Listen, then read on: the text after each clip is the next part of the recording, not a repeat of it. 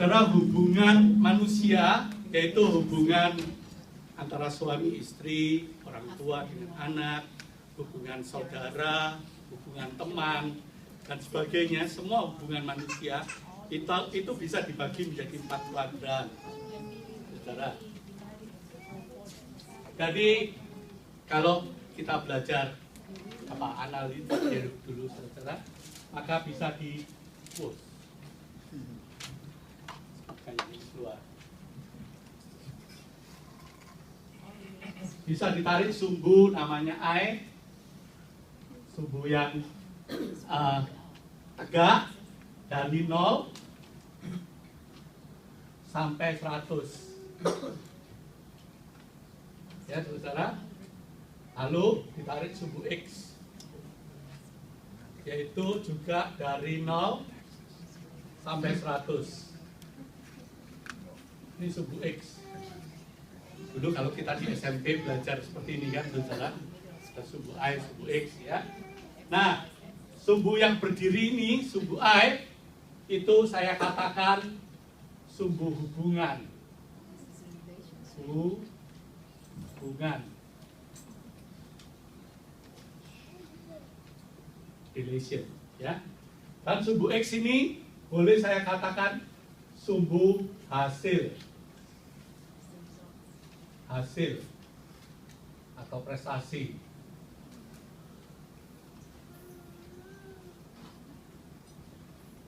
Hasil. Nah, ini saya beri yang di sini saya beri kuadran 1. Ini kuadran 2.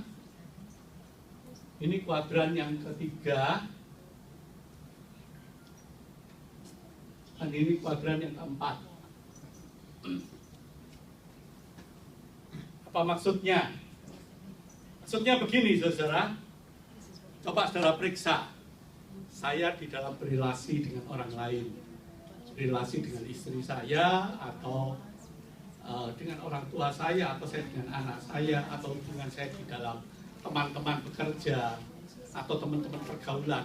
Itu saya ada di kuadran mana orangnya. Saudara bisa lihat nanti, bisa terbagi, oh saya kira-kira masuk di salah satu kuadran ini. Kalau saudara biasa di kuadran ini, saudara, di kuadran ini adalah orang yang sangat-sangat menekankan hubungan dan seringkali mengorbankan hasil. Ya, kita berkorban, kita kalah, nggak apa-apa, asal hubungannya baik. Ada nggak orang seperti ini? Ada kan?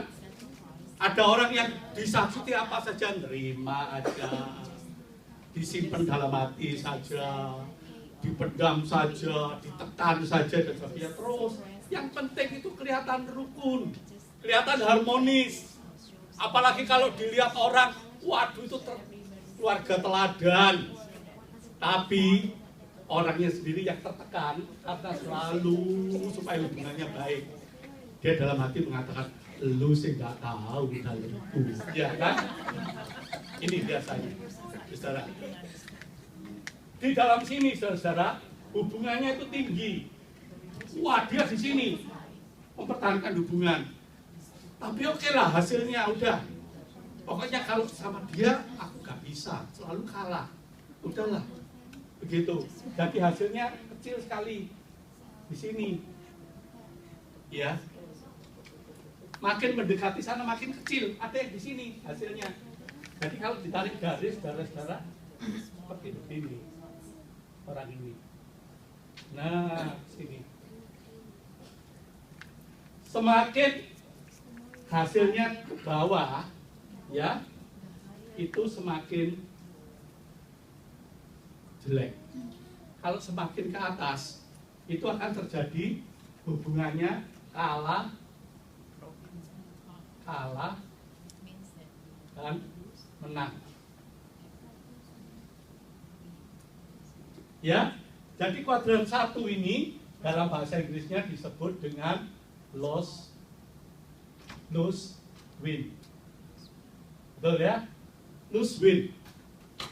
Aku kalah nggak apa-apa lah. Pokoknya yang penting rukun. Dia menangan ya sudah, sifatnya dia Mau apa lagi, telan aja, telan aja, telan aja. Nah, orang yang hidup seperti ini biasanya penyakitnya apa, saudara? Apa? Depresi, stres, ya toh? Ini kan kalau jalan kena stroke. Penyakit bengong, Pak. Sakit bengong ya. Nah, begitu. Suruh ngalah terus. Begitu. Padahal sudah dikasih kepala masih dipijak terus. Aduh, ya udahlah. Daripada ribut, kalah aja. Lose win. Begitu.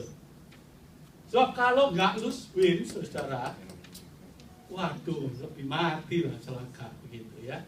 Jadi lebih baik ngalah, yang penting hubungannya baik. Ini yang di sini. Kuadran yang kedua ini, saudara, sebaliknya. Ada orang yang menekankannya, pokoknya yang penting hasilnya, prestasi. Nggak mau kalah kita. Pokoknya aku harus menang. Nah, orang yang seperti ini, kepengennya hasilnya itu maksimal. Begitu.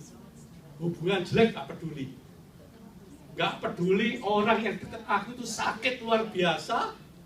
Ya, keok-keok nggak peduli. Yang penting aku menang. Nah, hubungannya jelek.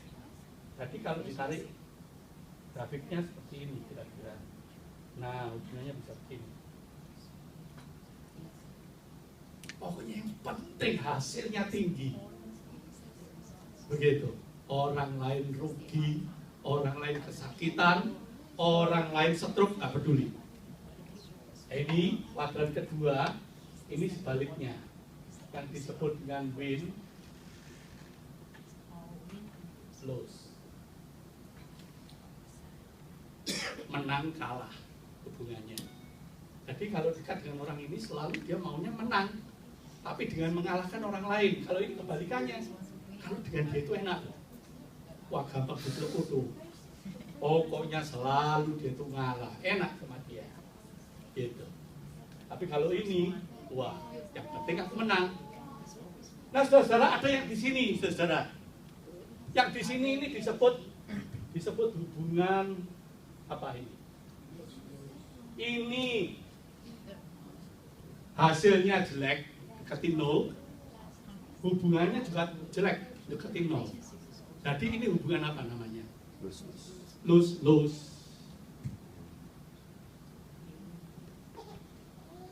Kalah. Ada nggak hubungan ini?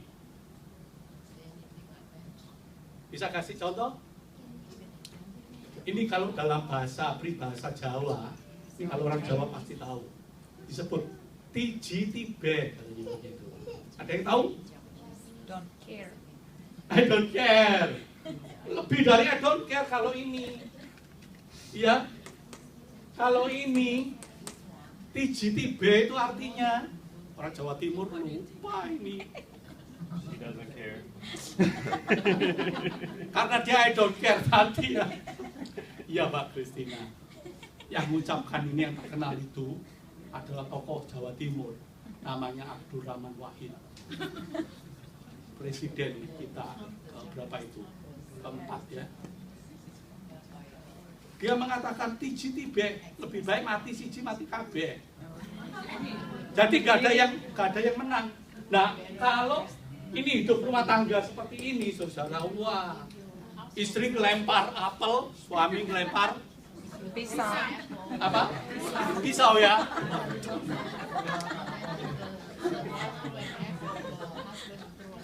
Suami ngelempar piring, peng, istri bilang, oh kamu ngelempar piring, aku juga bisa. Ambil gelas, oh.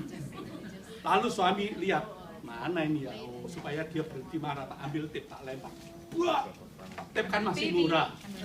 Nah, si istri aku juga gak mau kalah, TV buatin, dong, gitu. Apalagi, wah, piring, gelas, semua perabot rumah tangga. Kalau sudah mati satu, mati semua, hancur semuanya, baru denger-denger. Kok iya tadi kok bodoh semua ya? Rugi. Biasanya contohnya ini di sini, tiji tibe. Kamu ngomong kasar, aku juga bisa lebih kasar. Kamu ngomongnya nyelekit, masuk menusuk-nusuk, wah aku lebih lagi. Begitu. Yang penting itu lus-lus. Jangan ada yang menang. Kalau ini kan masih ada yang menang ya. Kalau ini betul-betul kalah. Balas dendam. Nah, Yang paling baik itu hubungan di sini, saudara. Sebetulnya. Yang disebut hubungannya baik dan hasilnya juga baik. Kalau bisa hasilnya itu tinggi, 100, hubungannya juga tinggi, 100. Nah, orang yang punya hubungan ini, suami istri, orang tua anak, hubungan teman, hubungan saudara, punya hubungan ini, keluarga ini. Inilah keluarga bahagia itu, keluarga harmonis yang sesungguhnya. Keluarga harmonis bukanlah keluarga yang tidak punya masalah, keliru saudara. Ada orang anggap keluarga harmonis itu tidak ada masalah, enggak. Orang yang harmonis itu selalu punya masalah, tapi dia bisa menyelesaikan masalah. Caranya gimana? Kalau yang sini, saudara, cara menyelesaikan masalah, karena dia selalu ngalah, ada masalah lari, ada masalah lari, ada masalah lari. Menghindar, jauh. Memang nggak ada masalah, akhirnya karena menghindar terus kan ini. Ngalah yang penting. Misalkan, kalau ada suami yang modelnya kalau tukang menghindar, kalau ada masalah, lari. Bagaimana istrinya? Kan hubungannya lose win. Ya toh? Di sini akan terjadi, ya toh? Kejar wadahku, kau tangkap, ini kan? Oh, kamu lari kemana? Ayo tak kejar kamu. Karena dia mau menang terus kan? Begitu. Dan di sini lari terus. Memang keluarga ini aman, tapi ini tipe menghindar. Kalau ada masalah itu nggak pernah diselesaikan, dibiarkan. Lama-lama meledak. Saudara, saya pernah, saudara, punya jemaat. Waduh, suaminya sabarnya minta ampun. Tapi istrinya luar biasa. Singa betina. Oh. Senengannya pedicure, padicure. Wah, betul padicure ya? Pedicure ya. Ya beda sedikit. Oh, cantiknya luar biasa. Iya. Suaminya kaya, istrinya cantiknya luar biasa. Tapi istrinya itu betul-betul wah, raja singa betina. Suaminya itu, waduh, selalu permisi gitu modelnya, ya saudara. Tapi suatu hari saudara meledak, marah-marah si istri ini. Kenapa? Ketahuan suaminya itu nyeleweng. Nyelewengnya itu dengan sekretarisnya. Sekretarisnya saudara, hitam bundar jelek luar biasa. Dan dia marah luar biasa. Dia ngomong, Pak Santo, saya marah dengan dia. Kalau dia tuh tertarik dengan bintang film yang lebih cantik dari saya, nggak apa-apa, saya acungi jempol. Lalu sama si bundar itu, wah, siapa yang nggak merasa direndahkan? Si suami mengatakan, aku nggak kuat kalau di rumah, Pak. Dia selalu menangnya sendiri, benernya sendiri. Kalau di kantor, si buder ireng itu selalu dia adalah bosku, selalu dilayani. Ada masalah tempat curhat, lama-lama ya katut, iya kan saudara? Ini sering kali di sini, saudara. Nah saudara, ada orang yang seperti tadi saya katakan di sini, kala-kala. Ini bukan tipe ini ya. Kalau ini tipe lari, kalau ini tipe menyerang, ya kan? Yang hasilnya tinggi, pokoknya serang. Balik, lawannya lari. Kalau ini lawannya, kalau ini orangnya lari, lawannya serang. Nah, kalau ini kebalik, serang. Lawannya lari. Nah, kalau ini, ayo siapa tahu? Saling menjauh ini. Enggak. Serang. Yang satu serang. Ini dia. Jadi di sini lus. Yang satu nyerang. Wah, dong. Sudah, tibe katanya begitu. Mati siji, mati kabeh. Mati aja semua. Selesailah gitu, saudara. Nah, yang baik itu yang nomor 4 ini, saudara. disebut dengan win.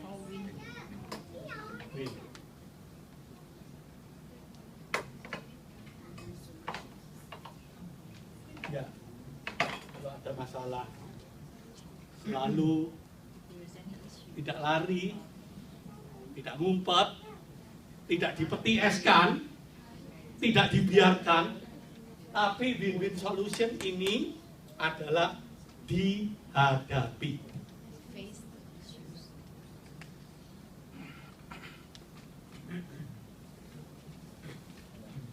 Saudara, menurut saudara dihadapi dengan diselesaikan itu sama nggak? Sama. Nggak sama, apa bedanya? Ayo, siapa yang tahu? Apa bedanya kalau ada masalah dihadapi dan ada masalah diselesaikan? Dihadapi bukan berarti selesai. Oh gitu. Yang paling baik yang mana? Diselesaikan. Yang paling baik diselesaikan kan? Enggak. Iya. Ada yang nggak bisa diselesaikan, tapi harus dihadapi. Nggak boleh menghindar. Kalau yang tidak bisa diselesaikan, saudara, betul-betul sudah dihadapi dengan cara yang baik, tidak bisa diselesaikan, terimalah. Kalau saudara mau mengubah yang tidak bisa diselesaikan, yang tidak bisa diubah, saudara akan frustrasi. Jagung saudara mau ubah jadi padi, nggak bisa. Ayo, misalkan nih, Bu Ginting itu mau mengubah Pak Ginting seperti Pak Santo, bisa nggak? Nggak bisa. Paling bisa itu ya jas saya dipakai, celana saya, baju saya dipakai, gitu. Tapi gayanya Pak Ginting ya Pak Ginting. Kalau mau diubah begitu, waduh, nggak bisa, mesti diterima. Ada hal-hal yang memang tidak bisa diubah, kita harus menerimanya. Itu yang pertama. Artinya apa? Yang tidak bisa diubah, kitalah yang harus berubah. Harus berubahnya dengan cara bagaimana? Dengan cara kita harus menerima. Ya memang dia sudah begitu. Mau apa lagi? Begitu. Tapi saudara, menghadapi itu kalau yang bisa diubah, ya ubahlah. Nah, jangan kebalik. Sehingga ada kata-kata bahasa Inggris yang sangat bijaksana. Doanya seperti ini, Tuhan, berikan aku kemampuan, berikan aku anugerah-Mu untuk bisa menerima apa yang tidak bisa aku ubah, dan untuk mengubah apa yang bisa aku ubah, dan berikan aku anugerah-Mu untuk bisa membedakan kedua hal itu. Nah, seringkali manusia itu tidak bisa membedakan, kebalik-balik. Yang nggak bisa diubah mau diubah, tapi yang mestinya bisa diubah nggak mau ubah. Nah, itu dia, kacau seringkali. Jadi di pelajaran ini seringkali begitu. Yang bisa diubah, ubah, karena itu tanggung jawab kita. Tapi kalau yang tidak bisa kita ubah, katakan pada Tuhan, Tuhan beri aku kesanggupan untuk menerima. Itu indah, saudara. Nah, saudara, di dalam Amsal pasal 10 ayatnya yang ke-12, kita baca ayatnya begini, saudara. Kebencian menimbulkan pertengkaran, tetapi kasih menutupi segala pelanggaran. Sekarang kalau ada kesalahan, saudara, apa yang harus kita lakukan? Perbaiki. Diperbaiki. Caranya gimana? Tuh, saya setuju. Ada kesalahan harus diperbaiki. Saya setuju. Caranya gimana? Semua setuju kan? Kalau ada kesalahan jangan dibiarkan kan? Diperbaiki kan? Dihadapin, ya kan? Begitu. Caranya bagaimana? Seringkali di cara ini yang menjadi masalah. Bagaimana? Mengakui. Yang harus mengakui siapa? Yang salah. Kalau dia belum bisa ngakui gimana? Ayo, caranya gimana? Gimana? Ya ada maaf bagimu. Pertama harus minta maaf. Ya kalau dia sadar. Kalau dia salah, lalu dia tidak mau minta maaf, apa yang kita lakukan? Hah? Pak Santo ya, paling enak. Dan biasanya ini loh penyakit jemaat kalau dia itu pendeta. Pak, tak beritahu ya Pak, istriku itu begini. Tapi ya Pak, jangan ngomong kalau saya loh Pak. Kalau dinasihatin tapi jangan saya loh, repot kan saya. Lah saya kan jadi pendeta gosip terusan ya, lalu saya telepon dia gitu. Ditanya dari mana Bapak tahu loh, kan bohong nih pendeta. Nah, nanti kalau sudah begitu saya nggak mau, no. Kalau saya boleh nyebutkan kamu yang ngomong, baru saya ngomong. You have to be able to admit when you're wrong. Ada? You have to admit when you're wrong. No, this is when the other person is wrong and they don't want to admit it. What will Oh. happen? And then Yeah, everyone call said, him. call him. He said, what happened if like you told me about it, but you tell me to call her, and you don't want me to say that you're the one who told me about it? I'm going to be confused because if Oh, she that's a asks, mess. yeah, exactly. He said, I'm not going to do that anymore. Kalau segitu saya cuma ngelus dada, saya katakan nasibnya pendeta ya nasib, ya nasib. Yang seperti itu nggak bisa diselesaikan, karena itu cuma pelarian, ya, mesti dihadapin. Nah caranya tadi, tadi katakan gimana? Harus ngakui, ya kan? Ada sih manusia itu secara natural kalau buat salah langsung ngaku. Ayo siapa ke tangan? Ada? Ada kan? Ada? Oh ya? Sometimes. Berbahagialah kamu, Christina. Gitu ya. Oh, itu langka itu. Ya. Nah kalau pasangan kita itu sudah salah, nggak mau ngaku, apa yang kita lakukan?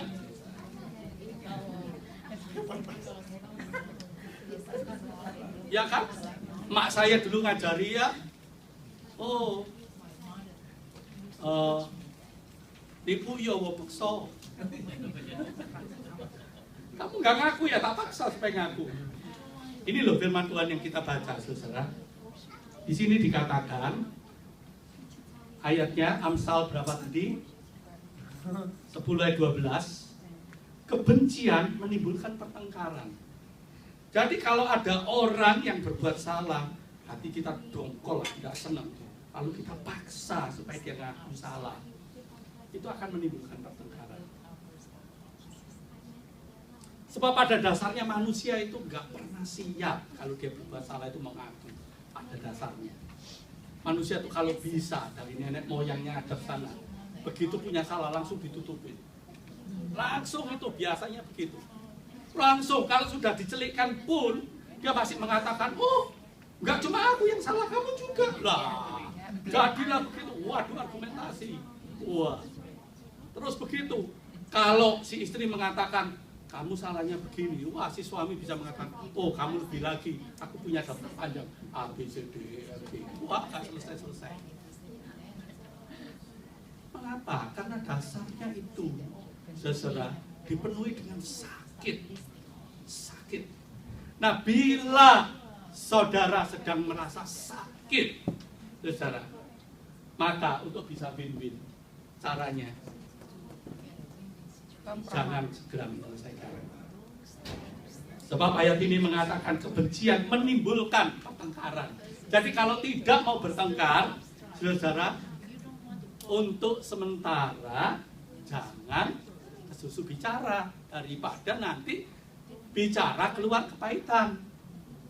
Jadi bukan menghindar, tetapi yang disebut dengan, kalau dalam suasana seperti itu, di sini disebut dengan no comment. Iya, betul ya, tulisannya gini ya, no deal. Jadi kalau lagi tinggi-tingginya, apalagi sedang panas begitu, nggak bisa diselesaikan, lebih baik tunda. Tapi bukan seperti es kan, saudara. Ya, sebab akan menimbulkan pertengkaran.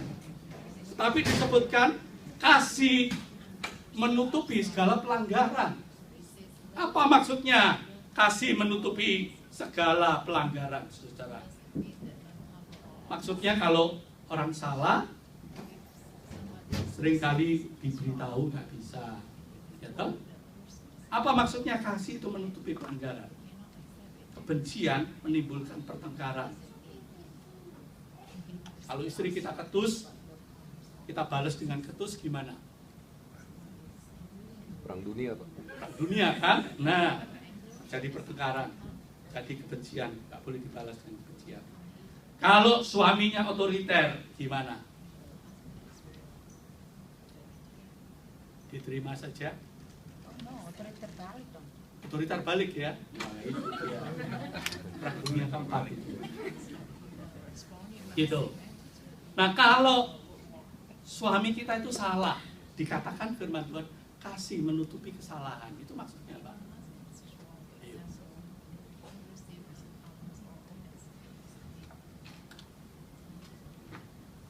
Saya tanya nih ya, sama Yudi aja ya. Kalau kamu berbuat salah, apa yang kamu ingini dari istrimu? Diam aja, Pak.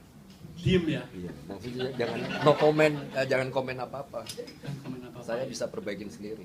Oh gitu. Kalau seandainya, Iya. umpama, Iya. misalkan, andaikan, perlengkapi ya, toh, dinasihatin, salah kan, didudukkan dulu, tak beritahu, yuk, kamu ini orangnya begini. Lain kali jangan begitu. Apa perasaanmu? Saya terima. Terima? Sungguh? Kalau benar itu salah saya terima. Oke, bener? Iya. Nggak bohong? Banyak kan istri yang nggak mau. Kalau dinasihatin banyak istri yang salah kalau nggak mau terima. Oh gitu. Iya.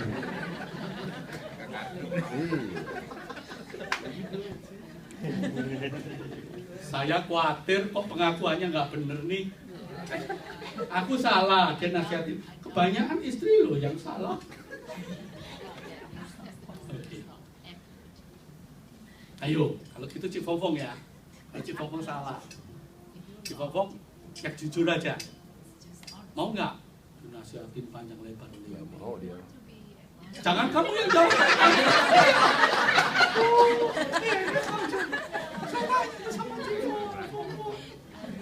Ya Cibongkong.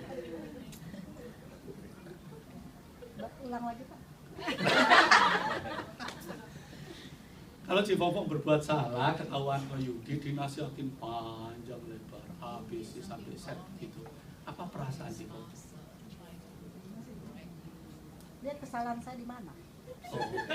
Saya kan nggak salah. Kalau saya di posisi saya benar, Oh. tetap saya maju. Oh gitu. Banyak kan. Kalau di posisi salah, Saya terima. diterima begitu. Tapi dianalisa dulu kan, lihat posisinya di mana gitu kan, salah apa benar gitu kan, gitu. Iya. Dan biasanya kapan menyadari bahwa oh ini benar-benar salah gitu. Sebulan. Nggak pernah salah. Always right. Sorry loh ya, setelah pulang gereja nggak boleh perang tanding loh ya. Bukan tujuan saya begitu, ya?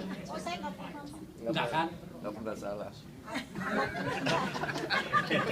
Nggak pernah ribut punya orang Pak. Oh gitu. Dulu gua Pak. Oh gitu ya. Oh di sini apa di sini apa di sini? Hah, di satu. Oh. Kebanyakan ngalahnya Pak. Nomor tiga Pak. Oh di sini. Iya. Oke, saudara. Nah, saudara, kalau seseorang itu bersalah, saudara, biasanya, saudara, kalau dia dinasehati, siapa yang senang? Nggak ada yang seperti Ada? itu. Nggak ada. Sebab kalau apalagi suami yang salah atau istri yang salah, dinasihatin. Dinasihatin itu identik dengan apa? Diatur. Diatur? Apalagi? Digurui. Digurui, diomelin, iya kan? Padahal si istri tujuannya tak beritahu. Nah tak beritahu itu menurut istri, tapi menurut suami diomelin, digurui. Kenapa? Nah ini Guilty. Merasa bersalah. rasa bersalah kan, gitu. Yang kedua, yang diberitahu itu kalau Menerima. bukan orang yang diberitahu kalau Salah. Apa? Ayo. Saya perlu diberitahu kalau salah. Kalau nggak tahu, nggak tahu. Lah kalau saya sudah tahu bahwa saya salah, masa perlu diberitahu lagi? Nah kalau saya diberitahu lagi kesalahan saya, itu saya dianggap anak kecil. Anak kecil itu loh, kalau salah perlu didudukkan, diberitahu, sebab memang dia belum tahu.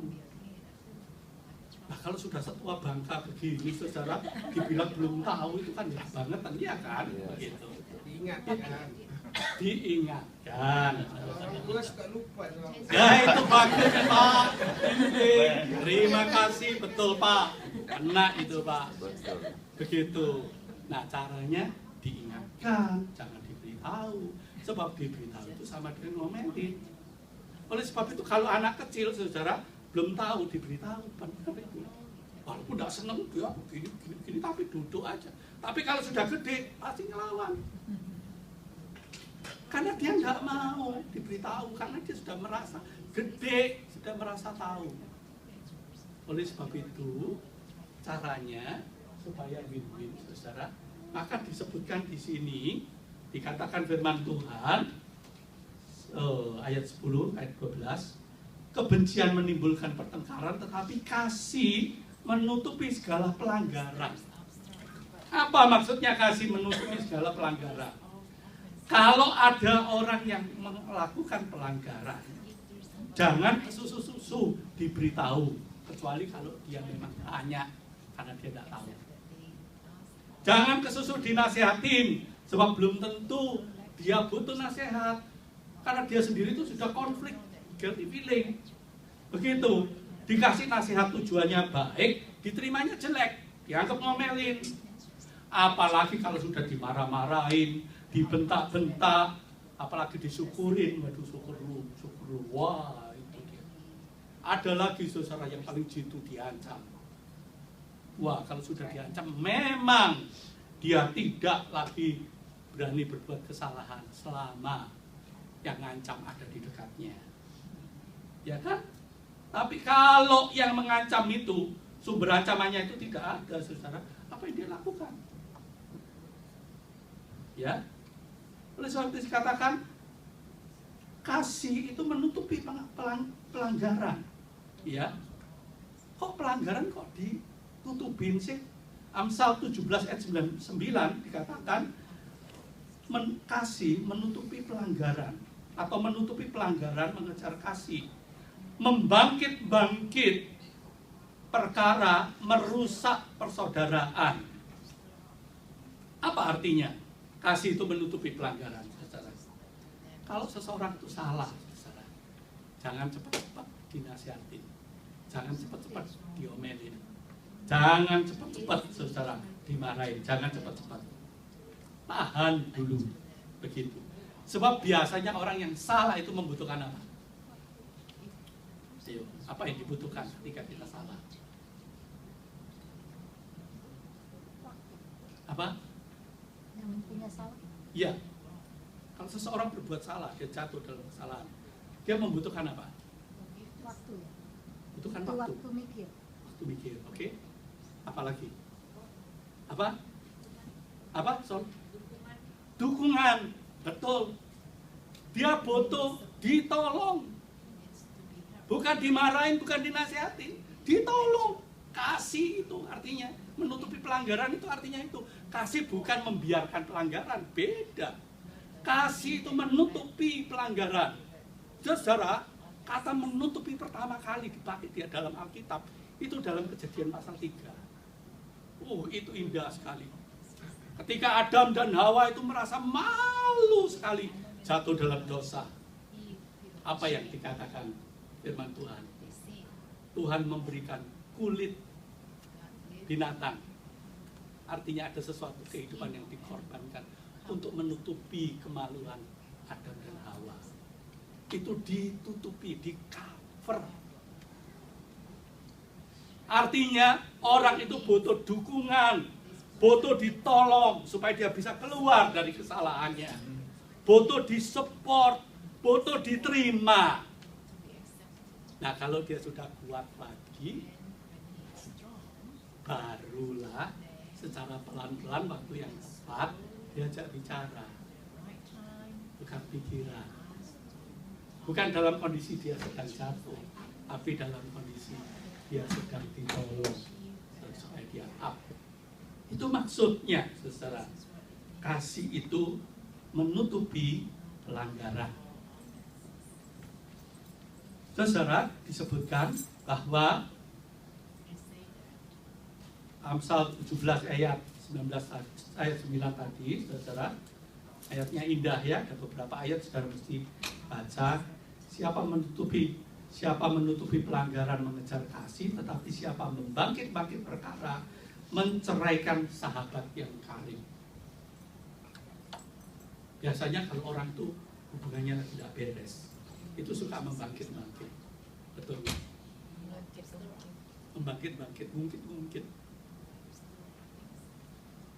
Bisa terjadi, entah anak terhadap orang tua, entah orang tua terhadap anak, entah terhadap teman, entah suami terhadap istri. Kurang apa loh pengorbananku sama kamu? A, B, C, D, E, F, G. Dibangkit-bangkit. Nanti yang begitu itu merasa lebih sakit lagi. Begitu. Nggak bisa. Membangkit-bangkit itu merusak pertengkaran, merusak persahabatan sekali.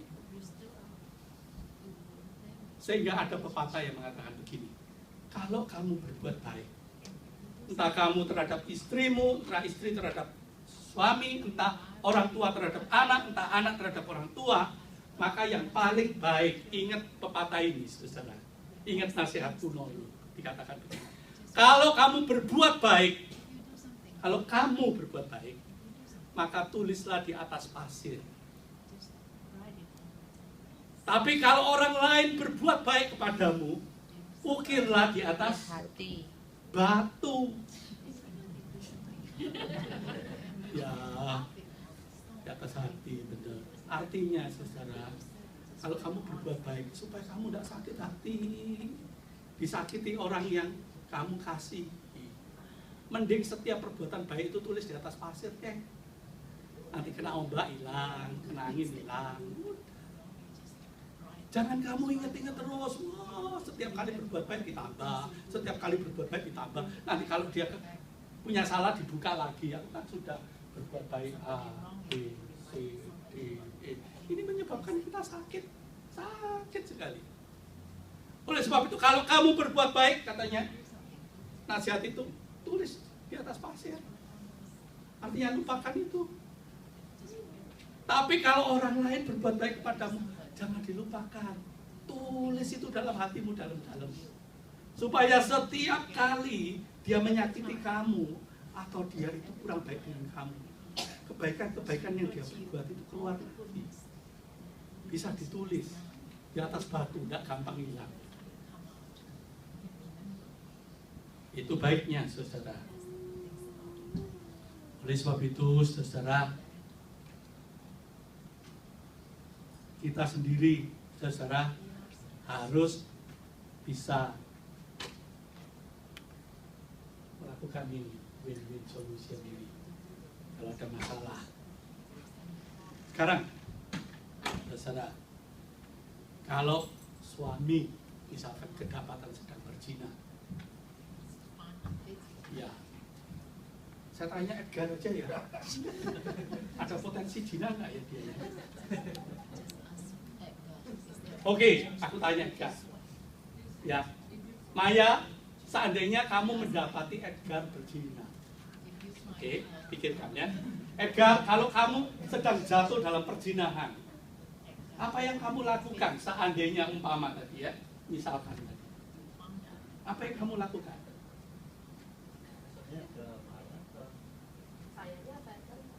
Ya kamu ke Maya dulu deh, setelah itu kepada jemaat ya.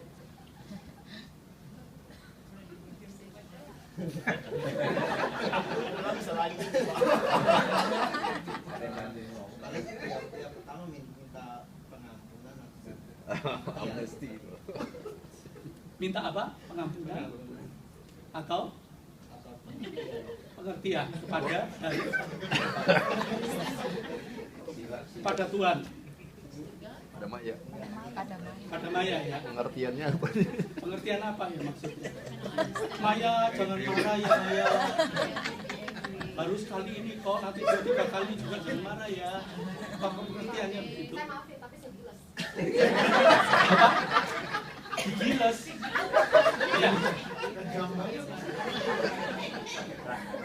Digunting. Sadis ya, digiles katanya. Maafin tapi tak giles dulu. Nah kalau kamu tahu sekarang dia sudah bilang begitu loh, ngancam loh ini ya. Lalu kalau kamu jatuh sungguhan apa yang kamu lakukan? Jangan sampai.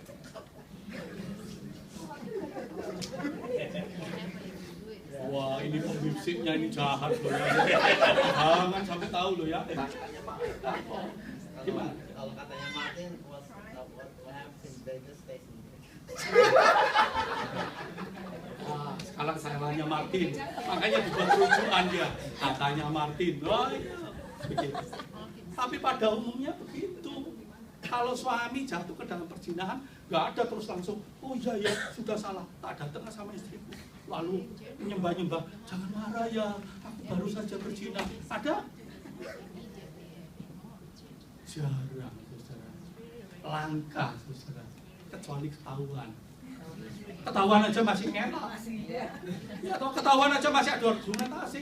Habis kamunya begini-begini sih. Dulu aku waktu kawin dengan kamu seperti gitar, sekarang seperti gelembung. Wah, seperti begitu. Makanya siapa yang tertarik sama kamu? Loh, sekarang istrinya lagi yang disalahin. Iya kan? Udah ketahuan ketangkap basah ya toh. Kenapa begitu? Nah, ada penyebab saudara. Salah satu penyebabnya saudara, karena pihak yang diberitahu itu belum tentu mau menolong, mau menerima, mau memberi dukungan supaya jangan jatuh. Akibatnya daripada ini nanti jadi bom atom, lebih baik tidak diberitahu deh, aman-aman aja. Itu pada umumnya begitu. Mengapa? Mengapa saudara? Sebab dosa itu memalukan. Dan sesuatu yang memalukan perlu ditutup supaya tidak kelihatan. Nah, kapan saudara seseorang itu berani membuka kemaluannya? Mungkin kata-kata saya kotor ya. Ya orang yang nggak punya malu, Pak. Yang nggak punya malu, oh ya itu salah satu. Di kamar mandi. Tapi Pak. biasanya di kamar mandi. Itu bukan kemaluan, bukannya buka malu. Iya kemaluan. Iya, tapi saya tidak berbicara jorok. Saya Iya bicara iya, apa I know, adanya. I know. Kapan seseorang itu tidak pernah malu membuka kemaluannya? Ayo. Ya waktu belum buat salah. Waktu membuat salah, masa Tempat tertutup. di tempat tertutup kan? Nah, tempat tertutup di mana? Ayo. Di mana? Kalau di kamar mandi itu betul-betul tempat yang paling tertutup itu diri sendiri. Betul kan? Aman kalau di diri sendiri. Tapi dia berani membuka dan tidak malu kalau dengan pasangan hidupnya, betul ya? Yang beres itu seperti itu. Ada kedua orang yang sudah suami istri saling mengasihi, lalu kalau mereka itu mandi bersama lalu malu. Enggak, aku enggak mau kamu sebelah sana pakai korden. Aku menghadap sini, kamu menghadap sana. Ada? Mestinya enggak kan? Mengapa tidak malu? Dikatakan oleh firman Tuhan, keduanya sudah menjadi daging. Nah, ketika dosa itu masuk, mereka satu dengan yang lain menjadi malu. Jadi saudara, kalau dosa itu dibereskan, maka saudara harusnya mereka itu telanjang tapi tidak malu. Jadi kata-kata itu jangan cuma diasosiasikan sebagai daging, sebagai fisik saja, tapi itu menyangkut relation. Bila saudara merasa aman dengan relasi saudara, entah istri saudara, entah orang tua saudara, maka saudara akan berani membuka hal yang paling memalukan. Jadi kalau anakmu berbuat salah, siapa yang pertama kali ditelepon? Orang tua. Itu adalah tempat yang paling aman buat dia. Ibu. Orang tua. Kalau dia telepon pendetanya, maka dianggap pendeta itu paling aman. Tapi kalau dia nggak berani telepon pada pendetanya, maka tempat itu udah aman, saudara. Ya. Nah, saudara, hukuman yang paling terberat kalau seseorang itu berbuat salah, itu apa? Siapa yang tahu? Hukuman yang paling terberat. Coba pikirkan. Kalau seseorang itu berbuat salah, apa hukuman yang paling berat? Dipermalukan. Dipermalukan, ya. Dan dipermalukan yang paling berat caranya gimana? Di depan umum, Pak. Di depan umum, caranya gimana? Ayo. Bisa di depan umum dipermalukan. Tapi ada yang di depan umum paling berat, gimana caranya? Ada yang tahu?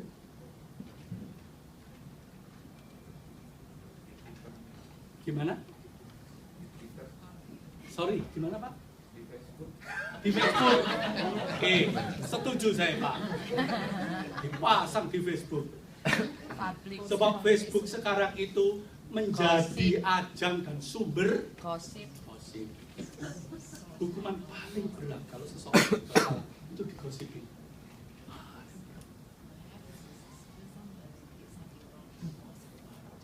Ketika ada teman pendeta saya, saudara, yang mengalami problem keluarga, banyak sekali telepon beritahu saya, Pak, tak beritahu ya, tapi jangan ngomong-ngomong Pak. Dan semua hampir mengatakan begitu, Pak itu pendeta itu punya problem itu. Waduh. Akibatnya apa? Sebagai pendeta tertekan banget, iya saudara. Sehingga ketika tahun lalu, saudara, belum tahun lalu 2013, 2012, Erik sama Tia itu merencanakan mau menikah. Saya bilang, ayo cepat-cepat pikirkan kapan kamu menikah supaya bisa direncanain dengan baik. Erik terpaksa buka rahasia sedikit ya, Erik.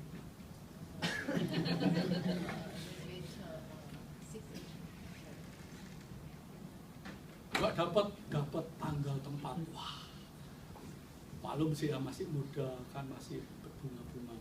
Mau nikahnya di pinggir pantai, mau nikahnya di atas kapal, mau menikahnya di atas gunung, mau di atas bintang. Waduh, gak ketemu tempat. Saya bingung nih, makin lama makin dekat. Saya beritahu ya ini jemaat ini. Sampai akhirnya saya mau berangkat mission trip, mereka sudah menegaskan oke, kita mau menikah, tapi kita belum dapat tempat. Tak beritahu apa enggak ya ini. Begitu. Nanti tak beritahu, kalau nggak jadi kan nggak dapat tempat, malu. Tapi kalau nggak diberitahu, waduh gawat pendeknya. Akhirnya sampai mau berangkat di Mei, enggak, belum ambil keputusan dapat tempat.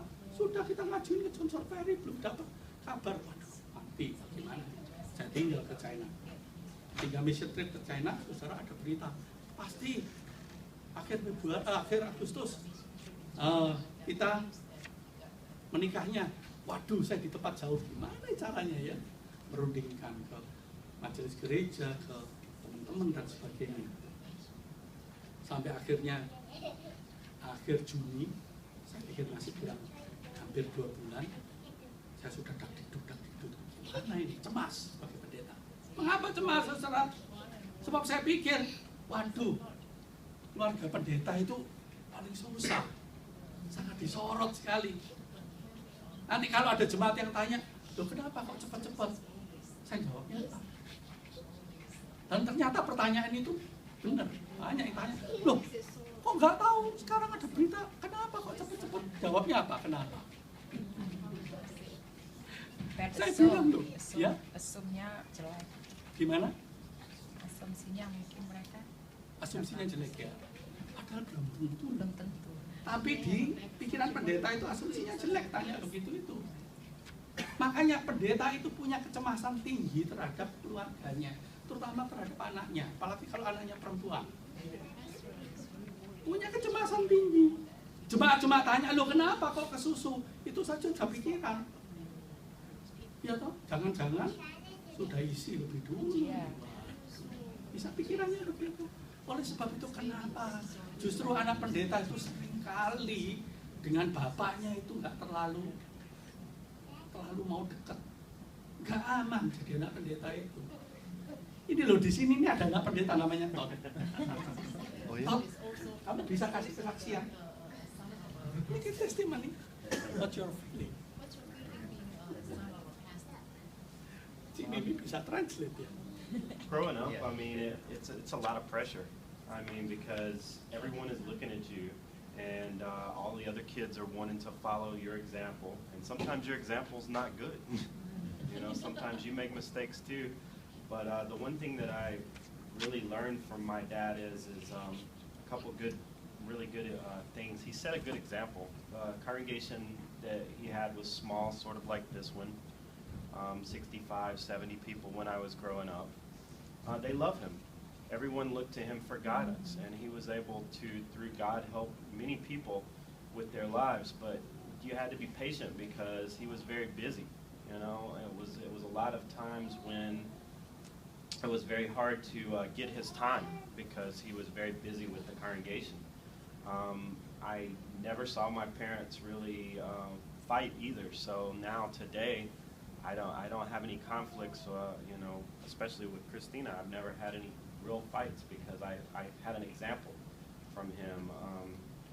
The other thing is I got to see all the people that he helped, and you can't be selfish when you're a pastor's child because you realize very quickly that you have to help other people as well.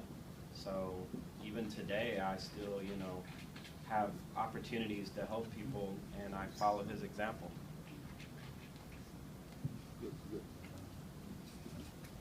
Ya, thank you Todd. Kamu bicara dengan jujur, seperti itu perasaan banyak keluarga pendeta dan anak pendeta bicara di sini. Ya saudara, hukuman yang paling berat itu digosipin.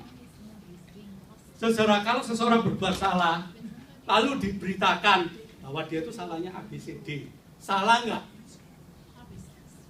Kalau seseorang itu berbuat salah A, kemudian diberitakan dia itu salahnya A, salah apa enggak? Salah. Salah? Enggak. Benar. Loh, dia itu berbuat salah A, lalu diberitakan salahnya A. Benar apa salah? Soalnya kita nggak boleh hakimi. Boleh hakimi. Don't judge. Oh. Don't judge. Kalau dia itu berbuat salah A dan diberitakan salahnya A, itu benar. Benar. Memang salahnya A. Tapi kalau dia itu berbuat salah A, diberitakan salahnya A, itu salah. Salahnya di mana? Diberitakan itu. Gitu loh. Nah, kalau dia itu berbuat salah, apalagi belum tentu salah, kemudian diberitakan kemana-mana, itu disebut gosip. Walaupun beritanya benar. Walaupun beritanya benar, tapi kalau diberitakan kemana-mana kesalahannya, itu gosip, itu salah. Kenapa kok salah? Sebab saudara, orang salah itu tidak butuh diberitakan. Orang salah itu butuh ditolong. Orang salah itu butuh diterima. Orang salah itu butuh disupport. Nah, kalau kita tidak bisa menolong, kita tidak bisa mensupport, caranya lebih baik diam. Cara yang kedua yang terbaik adalah berdoa. Saudara, ada seorang hamba Tuhan terkenal, saudara, sangat terkenal, namanya